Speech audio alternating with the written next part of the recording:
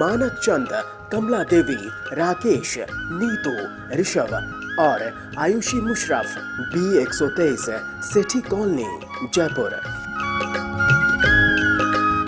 Shri Parshwanath Re Rolling Mills Limited, Durgapur 1, Vardhaman, West Bengal. Amita Jain, पत्नी अनिल कुमार जैन, संगीता जैन, पत्नी विपिन कुमार जैन। महिला मंडल श्री दिगंबर जैन, बड़ा मंदिर, टोडरमलजी, मुशरफन।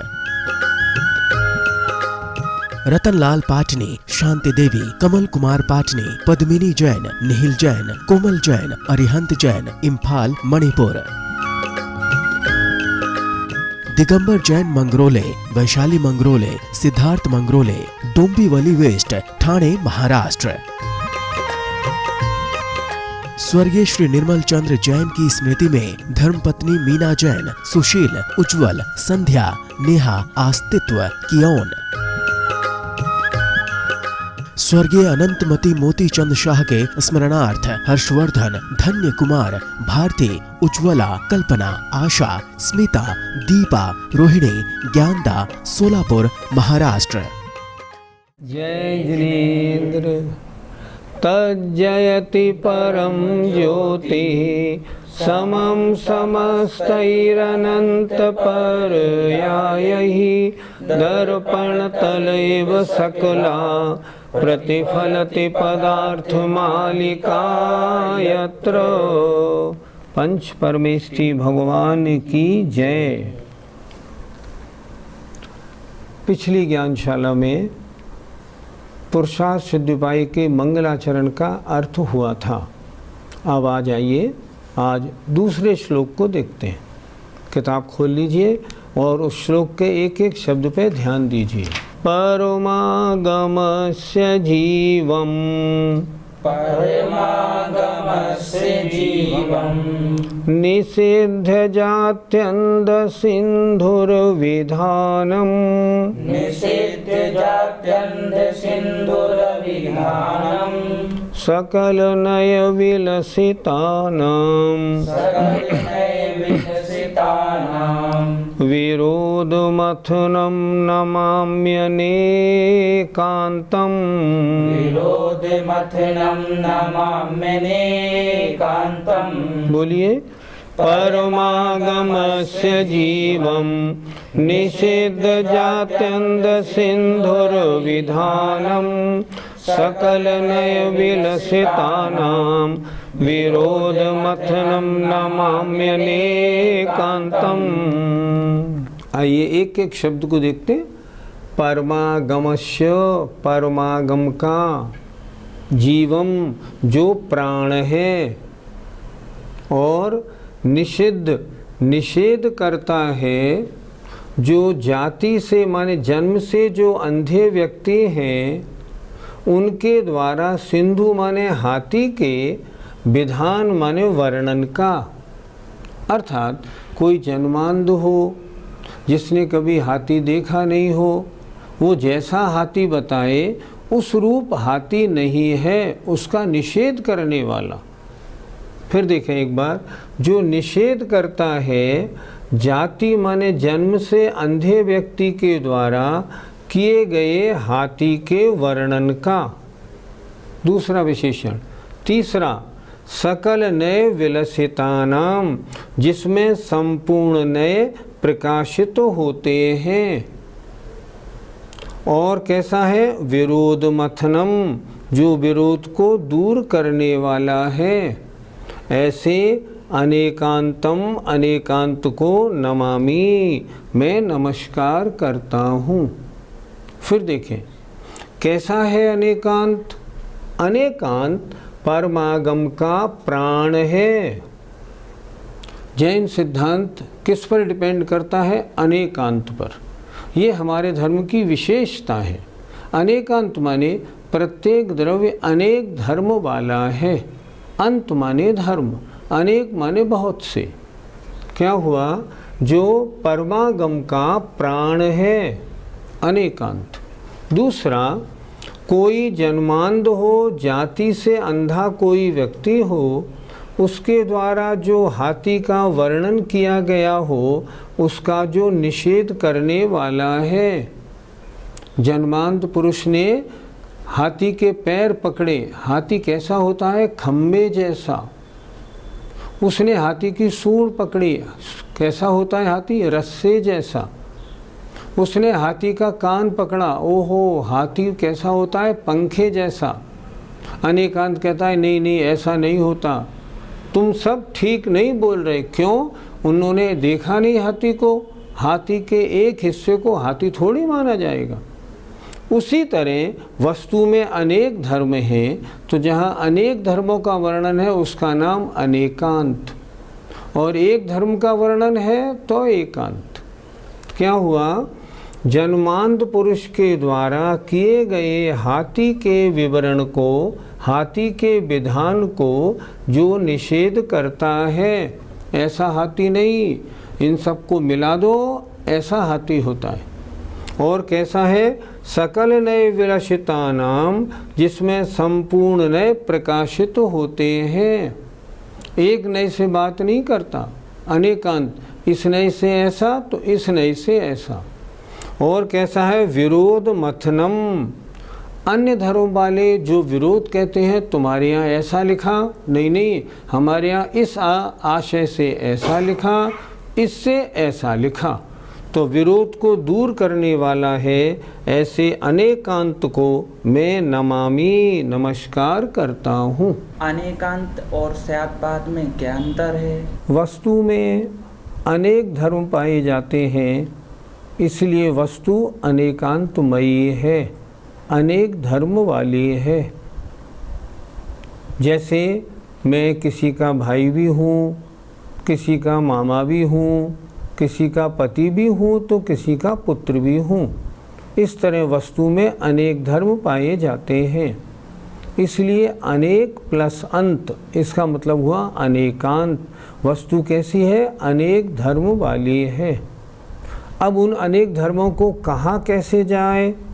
तो उन अनेक धर्मों को कहने की जो पद्धति है उसका नाम है शादवाद। शाद माने अपेक्षा से, वाद माने कहना। तुम माँ पिता की अपेक्षा पुत्र हो, ठीक। भाई की अपेक्षा भाई हो, ठीक। पुत्र की अपेक्षा पिता हो, इसका नाम है शादवाद।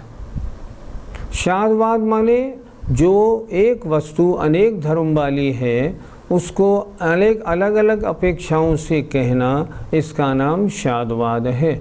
इसलिए दोनों चीज़ें अलग हैं। अनेकांत वस्तु का स्वरूप है, शादवाद उसके कथन की पद्धति है। यहाँ हाथी का उदाहरण क्यों दिया? जैसे वस्तु में अनेक धर्म पाए जाते हैं, उसी तरह हाथी के भी अनेक अंग हैं। कान भी पंखे जैसा है, पैर खंबे जैसे हैं, पेट या सिर कह लो तो नारियल जैसा है, ऐसे। तो इन्होंने कहा जैसे वस्तु के एक एक धर्म को वस्तु का स्वरूप मानना गलत है, क्योंकि वस्तु अनेकांतमयी है, इसलिए पंखे जैसा हाथी होता है, ये एकांत हो गया। और इन सबको हमने जोड़ लिया तो वस्तु के अनेक धर्मों का कथन करने वाला अनेकांत हो गया। हाथी का उदाहरण देने से बात अच्छी तरह समझ में आती है, इसलिए यहाँ हाथी का उदाहरण दिया है। किन्हीं शास्त्रों में बजाय जीवम के बीजम मिलता है, ऐसा क्यों? किन्हीं किन्हीं सूत्रों में, किन्हीं किन्हीं श्लोकों की पंक्तियों में, भिन्न भिन्न पांडुलिपियों में अलग अलग शब्द पढ़ने को मिलते हैं। किन्हीं में परमागमस्य जीवम है, किन्हीं में परमागमस्य बीजम है, लेकिन दोनों से अर्थ अपना ठीक बैठता है। अर्थात जो परम आगम का जो बीज है, मूल है, उसे कहते हैं परमागमस्य बीजम। बीज क्या है? अनेकांत। अनेकांत नहीं तो आगम नहीं, इसलिए बीजम कहें तो भी आपत्ति नहीं है। दोनों मिलते हैं तो दोनों का उल्लेख करने में कोई बुराई भी नहीं है। देखो उदाहरण, एक सूत्र है प्रकृति स्थित्यनुभव प्रदेशास तद विधेया। दो पाठ मिलते हैं, प्रकृति स्थित्यनुभाग प्रदेशास तद विधेय, दोनों ठीक है। और दोनों मिलते हैं, कोई आपत्ति नहीं। अनेकांत को आगम का प्राण क्यों कहा है? इसलिए कहा कि अगर अनेकांत नहीं तो आगम आगम नहीं, आगम निर्जीव हो गया। अनेकांत ही मुख्य है। देखो जैसे सांख्य है, सांख्य क्या कहते हैं? वस्तु तो नित्य है। जैसे बौद्ध हैं, बौद्ध कहते हैं वस्तु तो क्षणिक है। जैन आगम क्या कहता है? वस्तु द्रव्य की अपेक्षा नित्य है, पर्याय की अपेक्षा क्षणिक है। इस तरह आगम जिस जो वर्णन है अनेकांत के द्वारा, अगर अनेकांत न हो तो प्राण नहीं, आगम आगम नहीं ठहरेगा। इसलिए देखा जाए तो अनेकांत ही आगम का प्राण है। पंडित जी नए किसे कहते हैं? जो वस्तु की संपूर्णता का वर्णन करे उसका नाम प्रमाण, और जो वस्तु के अंश का वर्णन करे उसका नाम नय। अगर हम और तरह से बात करें तो प्रमाण माने दृष्टि और नय माने दृष्टिकोण या नजरिया। वक्ता के अभिप्राय को नय कहते हैं। मैंने कहा मैं पुरुष हूँ, किस नज़रिए से बोल रहे हैं? पर्याय की अपेक्षा, ठीक है। मैं आत्मा हूँ, किस बात से, कैसे? द्रव्य की अपेक्षा, ठीक है। तो नय कहते हैं वक्ता के अभिप्राय को, वक्तुर अभिप्रायो नयः, वक्ता के अभिप्राय को नय कहते हैं। और वह उसका नज़रिया होता है, किस नज़रिए से उसने क्या बात कही। हमें किन किन नयों का ज्ञान करना आवश्यक है? शास्त्रों में नयों के भेद प्रभेद बहुत सारे हैं, लेकिन क्योंकि प्राइमरी है इसलिए हम पहले नयों के दो भेदों को ज़रूर जान लें, निश्चय नय और व्यवहार नय। निश्चय नय को द्रव्यार्थिक नय भी कहते हैं, व्यवहार नय को पर्यायार्थिक नय भी कहते हैं। इन दोनों का जानना बहुत ज़रूरी है। निश्चय नय जो द्रव्य को विषय करे, जो अभेद की बात करे, जो शुद्ध अवस्था की चर्चा करे, जो बिना किसी अपेक्षा के बात करे, उसे कहते हैं निश्चय नय। और व्यवहार नय जो दूसरे की अपेक्षा से बात करे, जो भेद से बात करे, अशुद्ध अवस्था का वर्णन करे, उसे कहते हैं व्यवहार नय। ये मुख्यतया पर्याय को बताता है। निश्चय नय द्रव्य की बात करता है, व्यवहार नय पर्याय की बात करता है। निश्चय नय के बहुत से भेद शास्त्रों में दिए हैं, व्यवहार नय के भी बहुत से भेद दिए हैं, लेकिन उन्हें हम बाद में जान ले तो बहुत अच्छा, लेकिन कम से कम दो नयों का जानना बहुत ज़रूरी है।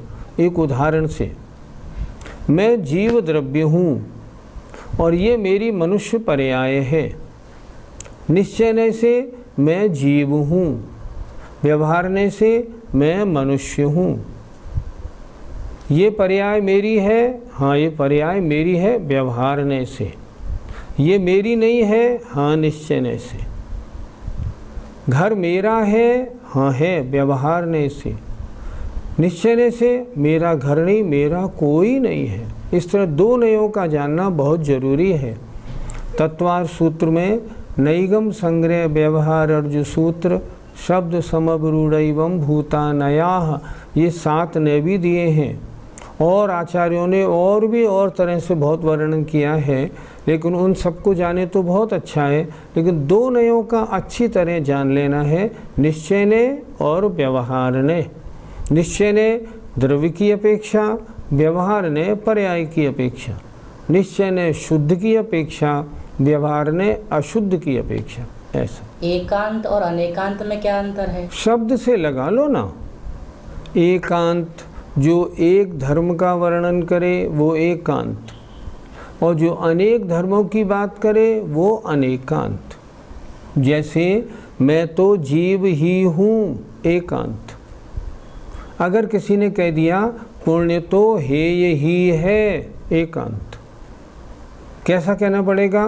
पुण्य इस अपेक्षा से हेय है, इस अपेक्षा से उपादेय है, ये अनेकांत।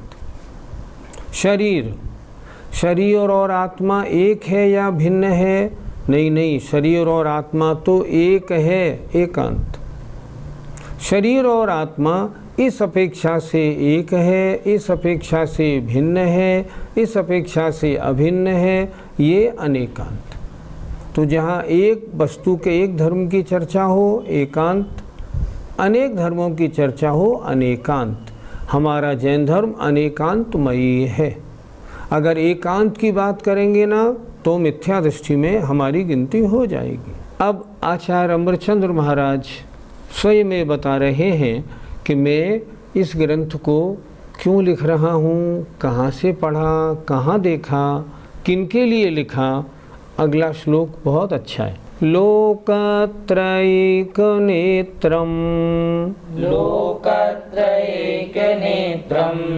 निरूप्य परमागमं प्रयत्नेन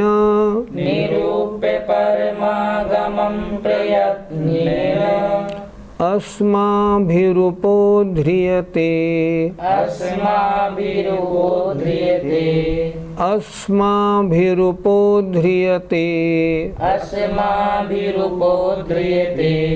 विदुषां पुरुषार्थसिद्ध्युपायोऽयम्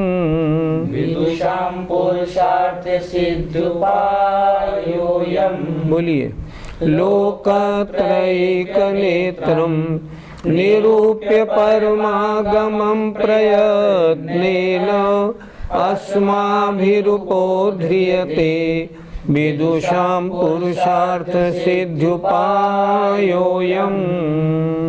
लोकत्रैकनेत्रम, तीनों लोकों का ज्ञान कराने में एकमात्र नेत्र स्वरूप। निरूप्य माने जानकर, समझकर, परमागमम ऐसे परम आगम को, प्रयत्नेन बड़े प्रयत्नों से, अस्माभिः हमारे द्वारा, उपोध्रियते कहा जाता है, विदुषाम विद्वानों के लिए, पुरुषार्थ सिद्ध्युपाय अयम यह पुरुषार्थ सिद्ध्युपाय नाम का ग्रंथ। एक एक शब्द हुआ, आइए अब इसका अर्थ लगाते हैं। जो तीनों लोकों को प्रकाशित करने के लिए एकमात्र नेत्र स्वरूप है, जिसके अलावा तीन लोक का वर्णन और कोई नहीं कर सकता, ऐसे परमागमम भगवान जिनेंद्र के द्वारा कहे गए श्रेष्ठ आगम को प्रयत्नेन बड़े प्रयत्न पूर्वक, निरूप्य जानकर, अस्माभि हमारे द्वारा, विदुषाम विद्वानों के लिए, यह पुरुषार्थ सिद्ध्युपाय नाम का ग्रंथ कहा जाता है। पंडित जी, इस श्लोक को लिखने की क्या आवश्यकता थी? कोई अमरचंद स्वामी महाराज से ये पूछ बैठे, आपने ये पुरुषार्थ सिद्ध्युपाय ग्रंथ क्यों लिखा? अपनी मनमर्जी से लिखा क्या? तो वो कहेंगे नहीं नहीं, ऐसे नहीं लिखा। कितना अच्छी तरह उन्होंने लिखा। परमागमम प्रयत्नेनो निरूप्य, भगवान जिनेंद्र देव ने जो जिनवाणी, जो दिव्य ध्वनि में उपदेश दिया है, उसको गणधर देव ने परमागम में लिखा। उस परमागम भगवान के द्वारा कहे गए, गणधर द्वारा लिखे गए शास्त्रों के अनुसार जो शास्त्र बनाए गए परमागम, उनको प्रयत्न पूर्वक पढ़कर, अच्छी तरह समझकर मैं ये ग्रंथ लिख रहा हूँ। ये ग्रंथ मेरी मनमर्जी नहीं, ये जो कुछ मैंने लिखा है ये मूल आगम का सार है, वही परंपरा इसमें है। इसलिए इस श्लोक का लिखना बहुत ज़रूरी था। अन्यथा लोग कहते ये तो अमरचंद स्वामी ने अपनी मर्जी से लिख दिया, उन्होंने पहले स्पष्ट कर दिया। मैंने अपनी मर्जी से नहीं, आगम को अच्छी तरह जानकर उसके अनुसार ग्रंथ कहा है। अस्माभिरुपोध्रियते, इसलिए ग्रंथ ये श्लोक लिखना बहुत आवश्यक था। पंडित जी, आचार्य श्री को क्या जरूरत थी ग्रंथ लिखने की? शुद्धोपयोग में ही रहते। आपने बिल्कुल ठीक प्रश्न किया। मुनि का धर्म तो शुद्धोपयोग में रहना है। जब शुद्धोपयोग में नहीं रह पाए तब क्या करें? तब शुभोपयोग में आए। और शुभोपयोग में आए तब कैसे कार्य करें? जिनमें अगले जन्मों में महान ज्ञानी बनने का अवसर मिले।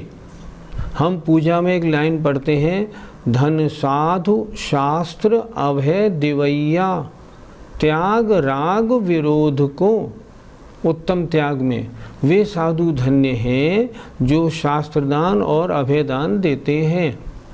अमृतचंद स्वामी ने इस शास्त्र को लिख के एक तो हमें ज्ञान दिया, उनको महान शास्त्रदान हुआ।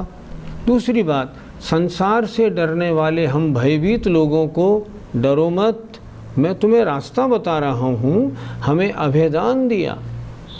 इससे बढ़िया उपयोग वो शुद्धोपयोग से हटने की दशा में और क्या कर सकते थे? इन्होंने नहीं, आचार्य कुंद जैसे आचार्यों ने भी अपने उपयोग को अच्छे शुभोपयोग में लगाने के लिए 84 पाहुड़ों की रचना की। वो तो इतने महान ज्ञानी थे, शुद्धोपयोग में ही क्यों नहीं रहे? शुद्धोपयोग में निरंतर नहीं रहा जा सकता। शुद्धोपयोग तो क्वचित कदाचित होता है, शेष अधिकांश तो शुभोपयोगी रहता है। और शुभोपयोग में स्वाध्याय करना या ग्रंथों का लिखना महान ज्ञानदान है। ये मुनि महाराज बड़ी हम लोगों पे कृपा करके करते हैं।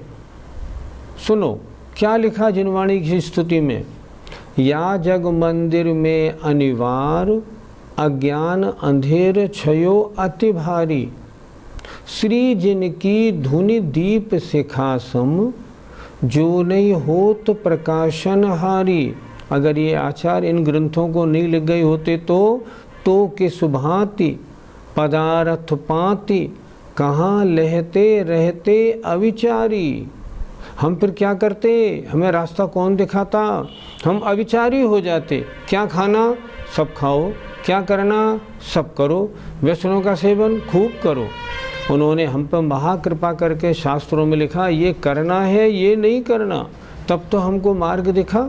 इसलिए इन आचार्यों की बड़ी कृपा है जो उन्होंने हमें मार्ग दिखाया, और उनको मार्ग दिखाना है, उनकी करुणा है, हमारे ऊपर कृपा है। इस श्लोक में विदुषाम शब्द क्यों लिखा, जनसामान्य क्यों नहीं लिखा? अगले श्लोकों में आचार्य स्वयं लिखेंगे कि जिन लोगों ने नयों का अच्छी प्रकार ज्ञान कर लिया है, वही जिनागम को समझ सकते हैं, वही धारण कर सकते हैं और वही इसका लाभ उठा सकते हैं। और जिन्होंने नए प्रमाण का ज्ञान किया है अच्छी तरह, उन्हें हम कहते हैं विद्वान अर्थात ज्ञानी। इस तरह उन्होंने उन लोगों के लिए ये ग्रंथ लिखा जिनको नयों का ज्ञान तो हो, अन्यथा नयों का ज्ञान नहीं होगा, कुछ का अभिप्राय कुछ समझ लेंगे तो फिर उल्टा उनका नुकसान ही हो जाएगा। इसलिए उन्होंने कहा जिन्होंने पहले जैन धर्म की प्राथमिक अवस्था पढ़ ली है, जो जैन धर्म के प्राथमिक शास्त्रों को पढ़ चुके हैं, वो प्रवेश करें। आज हम देखते हैं लोगों में समय सार पढ़ने का शौक़ तो बहुत है, लेकिन उन्हें करणान योग की बिल्कुल कुछ भी ABCD नहीं आती। नतीजा क्या है? समय सार का अर्थ लगाना चाहिए कुछ और लगाते हैं कुछ। आचार्य श्री कहते हैं अपने प्रवचनों में, हे भगवान आप, हे कुंद स्वामी, आपसे तो कोई गलती नहीं हुई, लेकिन आपके लिखे हुए शास्त्रों को पढ़ने वाले आज उसका गलत ही अर्थ लगा रहे हैं। इसलिए यहाँ उन्होंने लिखा विदुषाम, जिनको नयों का अच्छा ज्ञान है वही इसको पढ़ें, और उन्हीं के लिए ग्रंथ लिखा गया है ताकि वो इसका सही अवधारण कर सकें। आगम किसे कहते हैं? आचार्यों ने द्वादशांग के अनुसार जो वर्तमान में हमारे लिए शास्त्रों की रचना की है, उसके समूह का नाम आगम है। जिनमें द्रव्यान योग की मुख्यता है उन्हें हम अध्यात्म कहते हैं, और जिनमें करणान योग की मुख्यता है उनको हम आगम कहते हैं। कुछ विद्वान ये भी कहते हैं अरहंत देव ने कहा हो आ, गणधर ने गूथा हो गा, और मुनियों ने जिनको रचा हो उसे कहते हैं आगम। अर्थात भगवान की वाणी के अनुसार रचे गए शास्त्र आगम कहलाते हैं। ग्रंथ संस्कृत में है, लेकिन मैं कोशिश कर रहा हूँ कि आपको इतनी सरलता से समझा दूँ जो आपके हृदय में उतर जाए। थोड़ी मेहनत आप भी मेरे साथ करेंगे तो बिल्कुल उतरेगा। आइए। जय जिनेंद्र। मानक चंद, कमला देवी, राकेश, नीतू, ऋषभ और Ayushi Musharraf, B123, Sethi Colony, Jaipur. Shri Parshwanath Re Rolling Mills Limited, Durgapur 1, वर्तमान वेस्ट बंगाल। अमिता जैन, पत्नी अनिल कुमार जैन, संगीता जैन, पत्नी विपिन कुमार जैन। महिला मंडल श्री दिगंबर जैन, बड़ा मंदिर, टोडरमल जी, मुशरफन। रतनलाल पाटनी, शांति देवी, कमल कुमार पाटनी, पद्मिनी जैन, निहिल जैन, कोमल जैन, अरिहंत जैन, इम्फाल, मणिपुर। दिगंबर जैन मंगरोले, वैशाली मंगरोले, सिद्धार्थ मंगरोले, डोंबिवली वेस्ट, ठाणे, महाराष्ट्र। स्वर्गीय श्री निर्मल चंद्र जैन की स्मृति में धर्मपत्नी मीना जैन, सुशील, उज्जवल, संध्या, नेहा, आस्तित्व, कियोन। स्वर्गीय अनंतमती मोती चंद शाह के स्मरणार्थ हर्षवर्धन, धन्य कुमार, भारती, उज्ज्वला, कल्पना, आशा, स्मिता, दीपा, रोहिणी, ज्ञानदा, सोलापुर, महाराष्ट्र।